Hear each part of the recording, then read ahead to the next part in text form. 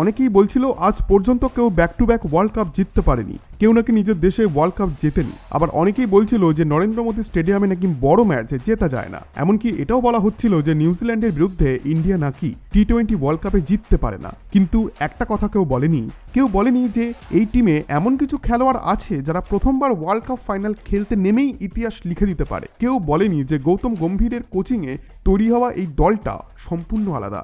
দেখুন, একটা টিমকে শুধু ট্যালেন্ট দিয়ে চেনা যায় না, একটা টিমকে চেনা যায় তাদের মেন্টালিটি দিয়ে। যে দল ম্যাচ শেষ হওয়ার পরেও প্র্যাকটিস করতে থাকে, যে দল মাঠ ছাড়ার আগেও নিজেদের ভুলগুলি ঠিক করার চেষ্টা করে, সেই দলকে হারানো সত্যিই খুব কঠিন। একটা কথা আছে, যে মানুষ শুধু জলে ভেজে সে শুধু কাপড় বদলায়, কিন্তু যে মানুষ ঘামে ভেজে সে একদিন ইতিহাস বদলে দেয়। আর ঠিক সেটাই করেছে টিম ইন্ডিয়া। কিন্তু প্রশ্ন হচ্ছে, ওয়ার্ল্ড চ্যাম্পিয়ন হওয়ার সেই পথটা শুরু হলো কিভাবে? আজকের ভিডিওতে আমরা পুরো গল্পটা শুরু থেকে শেষ পর্যন্ত দেখব।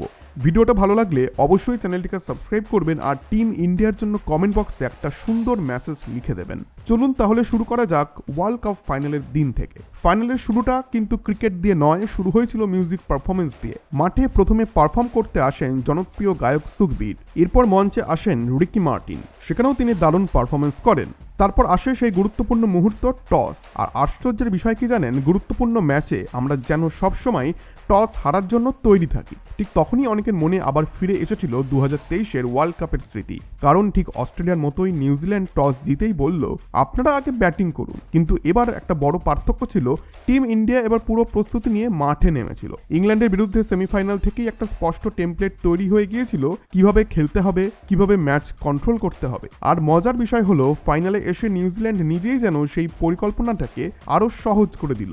কারণ পাওয়ার প্লে চলাকালীন একটা বিষয় সবাই জানতো, অভিষেক শর্মা বারবার ফিঙ্গার স্পিনারের বিরুদ্ধে আউট হচ্ছিল। কিন্তু আশ্চর্যের বিষয়, নিউজিল্যান্ড পুরো পাওয়ার প্লে জুড়ে মাত্র এক কভার ফিঙ্গার স্পিন ব্যবহার করলো। ফল কি হলো, যে অভিষেকের ওপর তেমন কোনো চাপ তৈরি হলো না, আর সুযোগ পেতেই তিনি বাঁধ ভাঙা আক্রমণ শুরু করে দিলেন।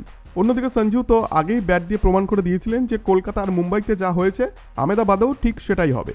এই পুরো টুর্নামেন্ট জুড়ে ভারতের সবথেকে বড় সমস্যা ছিল ওপেনিং পার্টনারশিপ। কিন্তু আশ্চর্যজনকভাবে সেই সমস্যার সমাধান এসে গেল সরাসরি ফাইনালেই। প্রথম উইকেটের জন্য তৈরি হলো 98 রানের পার্টনারশিপ, আর এর মধ্যেই ছিল অভিষেক শর্মার দুর্দান্ত হাফ সেঞ্চুরি। আর সবথেকে অবাক করার বিষয় যে এই 98 রান এসেছিল মাত্র 7 ওভারে। এরপর যখন অভিষেক আউট হলেন, তার জায়গায় ক্রিজে এলেন ঈশান কিষান, আর তিনিও এসে যেন একই প্রোগ্রাম চালিয়ে গেলেন। অন্যদিকে সঞ্জু আবারও দেখালেন কেন তাকে বলা হয় ক্লাচ পারফর্মার। টানা তৃতীয় ম্যাচেও তিনি হাফ সেঞ্চুরি করে ফেললেন। আর এদিকে ঈশান কিষানও কম চান না, তিনিও তুলে নিলেন নিজের হাফ সেঞ্চুরি। একদিকে সঞ্জু তখন আবার এগিয়ে যাচ্ছিলেন আরেকটা সেঞ্চুরির দিকে, কিন্তু আনফর্চুনেটলি 11 রান আগে নিজের উইকেট দিয়ে ফিরে যেতে হলো তাকে। এই মুহূর্তে ম্যাচের অবস্থাটি কি দাঁড়ালো জানেন? 15 ওভার শেষে ভারতের স্কোর দাঁড়িয়ে গেল 200 রান, মানে হাতে তখনও 5 ওভার বাকি। আর সহজ হিসাবেই বলা যায় আরও 60 থেকে 70 রান যোগ হওয়া একেবারেই সম্ভব ছিল। কিন্তু এখান থেকেই ম্যাচ একটু অন্যরকম মোড় নিল। হঠাৎ করেই ভারত যেন শুরু করে দিল উইকেট হোম ডেলিভারি সার্ভিস। একটার পর একটা ক্যাচ তুলে দিয়ে আমরা নিজেরাই ম্যাচটাকে কঠিন করে তুলতে লাগলাম। একবার ভাবুন, যেখানে 15 ওভারে 200 পার, সেখানে 18 ওভারে স্কোর গেল মাত্র 230 পর্যন্ত।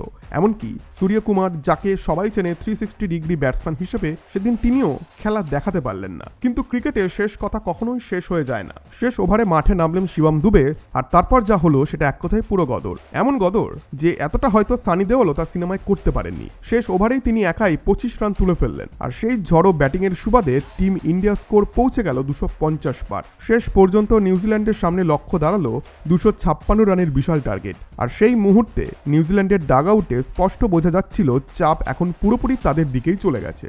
তাহলে বন্ধুরা, একটা কথা মনে করুন, সেমিফাইনালে ইংল্যান্ডের বিরুদ্ধেও তো প্রায় এমনই একটা বড় টার্গেট ছিল। তখন কিছুক্ষণ সত্যি বলতে আমরা একটু টেনশনেও পড়ে গিয়েছিলাম। কিন্তু প্রতিবার কি আর একই গল্প হয়? এইবার টিম ইন্ডিয়া শুরু থেকেই ম্যাচের ওপর শক্ত করে চাপ তৈরি করে দিল। সবথেকে বিপজ্জনক ব্যাটসম্যান হিসেবে যাকে ধরা হচ্ছিল ফিন অ্যালেন, তাকে একদম শুরুতেই আউট করে দেওয়া হলো। আর সেখান থেকেই ম্যাচের অর্ধেকটা যেন ভারতের মুঠোয় চলে আসে। তারপর মাঠে এলেন জসপ্রীত বুমরা, আর বুমরার হাতে বল এলেই একটা সাধারণ ঘটনা ঘটে, সেটা হচ্ছে উইকেট পড়ে। এই ম্যাচেও ঠিক সেটাই হলো। 10 ওভার শেষ হতে না হতেই একটা বিষয় পরিষ্কার হয়ে গিয়েছিল, টিম ইন্ডিয়া তাদের ট্রফি সফলভাবে ডিফেন্ড করতে চলেছে। এরপর তো স্টেডিয়ামের পরিবেশই পুরো বদলে গেল। দর্শকরা তখন আর টেনশনে নেই, বরং ডিজের গানে নাচছে, উদযাপন শুরু হয়ে গেছে। তবে বোলিংয়ের কথা বলতে গেলে একটা স্পেশাল মেনশন অবশ্যই জসপ্রীত বুমরাকে দিতেই হয়, কারণ আগের ম্যাচে অনেকেই মনে করেছিলেন যে প্লেয়ার অফ দ্য ম্যাচ পুরস্কারটা তার পাওয়া উচিত ছিল, কিন্তু সেটা পাননি। কিন্তু বুমরা যেন বললেন যে ঠিক আছে, যদি না দাও তাহলে এমন পারফরমেন্স দেবো যে না দিয়ে আর থাকতেও পারবে না। এই ম্যাচে তিনি 4টি গুরুত্বপূর্ণ উইকেট নিয়ে নিউজিল্যান্ডের ব্যাটিং লাইন আপকে কার্যত ভেঙে দেন, আর সেই দুর্দান্ত পারফরমেন্সের জন্যই তিনি পান প্লেয়ার অফ দ্য ম্যাচ। তবে অনেকের মতে নিয়ম মেনে বিচার করলে এই পুরস্কারটা হয়তো সঞ্জুর পাওয়ার উচিত ছিল।